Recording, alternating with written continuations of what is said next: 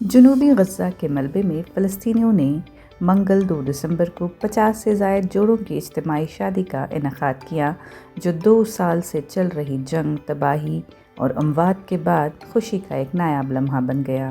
یہ تقریب خان یونس شہر میں ہوئی، جہاں دلہا دلہن تباہ شدہ عمارتوں کے درمیان ہاتھوں میں ہاتھ لیے آگے بڑھے، جبکہ فضا فلسطینی پرچم لہرانے والوں سے بھری پوری تھی۔ فلسطینی ثقافت میں شادیاں ایک اہم روایت ہیں، مگر غزہ میں جنگ کے باعث یہ تقریبات نہ ہونے کے برابر رہ گئی تھیں۔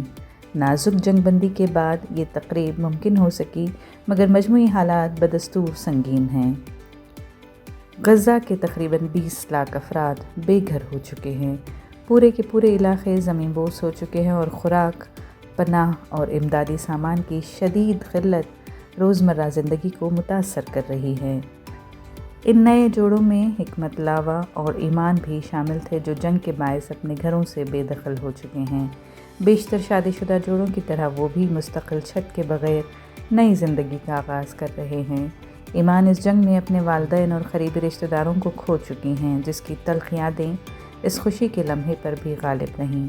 یہ اجتماعی شادی UAE کی حمایت یافتہ انسانی امدادی تنظیم الفارس الشحیم کے تعاون سے منعقد کی گئی۔